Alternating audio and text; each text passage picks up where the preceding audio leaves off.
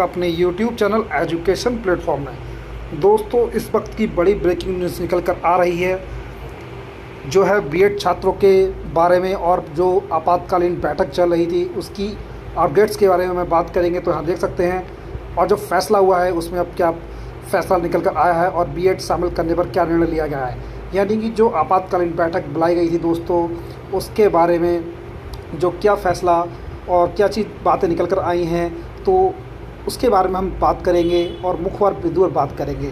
तो चैनल पर आप पहली बार विजिट कर रहे हैं दोस्तों, पहले को चैनल को लाइक कर लें और सब्सक्राइब भी कर दिया करें, क्योंकि एक लाइक से बहुत मोटिव मिलता है।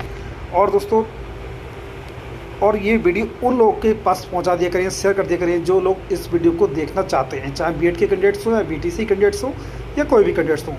तो दोस्तों, जैसा कि कल हमने अपडेट दिया था कि जो आपातकालीन बैठक बुलाई गई है सुप्रीम कोर्ट के ऑर्डर को लेकर, जी हाँ, सुप्रीम कोर्ट के ऑर्डर को लेकर जो आपातकालीन बैठक बुलाई गई थी उसमें तमाम आला अधिकारी मौजूद रहे, और उसमें मुख्य बिंदु पर चर्चा हुई कि जो 2018 में गजट जारी हुआ था जिसमें बीएड को अलाउ किया था प्राथमिक शिक्षक भर्ती में, उसको लेकर मुख्य चर्चा हुई।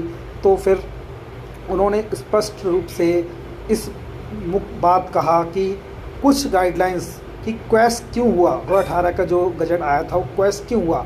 तो उसमें कुछ बातें ये निकल कर आईं कि उसमें कुछ चीज़ें ऐसी थीं कि जो गाइडलाइंस का फॉलो नहीं कर रही थी या उल्लंघन कर रही थी, इसलिए उसको एक सेट असाइड कर दिया, यानी कि एक तरह से पूरी तरह से नकार दिया उस गजट के लिए, जिससे प्राइमरी शिक्षक में, प्राइमरी भर्ती में जो बीएड के कैंडिडेट्स को अलाउ किया गया था। और इस पे मुख्य चर्चा हुई। और सेकंड ये मुख्य चर्चा हुई कि अब आगे करना क्या है।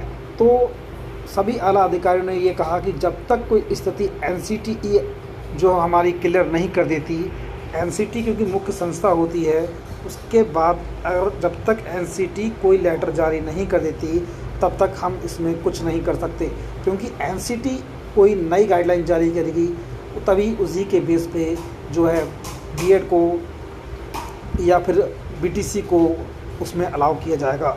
तो दोस्तों, ये दो मुख्य बिंदु पर बात हुई। और तीसरी मुख्य बिंदु पर यह चर्चा हुई कि अब जो रिव्यू पिटीशन है सुप्रीम कोर्ट में, वो डालने के लिए जो वहाँ के वकील थे उनको थोड़े निर्देश दे दिए कि उसको सुप्रीम कोर्ट के ऑर्डर को बारे में विचाराधीन चर्चाएं करके उसमें रिव्यू पिटीशन किस प्रकार से डालें कि इसमें क्या हो सकता है। तो दोस्तों,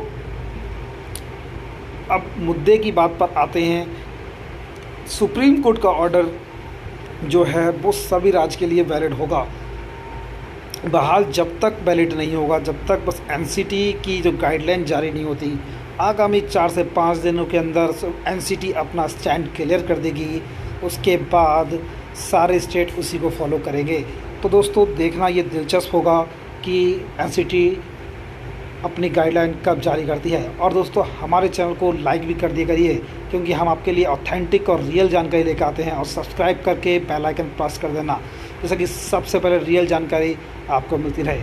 दोस्तों, लड़ाई जो है वो बीएड बीटीसी की नहीं है, लड़ाई जो है सुप्रीम कोर्ट और एनसीटी की है, क्योंकि एनसीटी ने गजट जारी किया था और सुप्रीम कोर्ट ने उस गजट को एक तरह से खारिज कर दिया जो बीएड वालों को प्राइमरी में एलिजिबल करता है। तो दोस्तों, अब देखना ये दिलचस्प होगा कि एनसीटी कब अपने स्टैंड क्लियर करती है।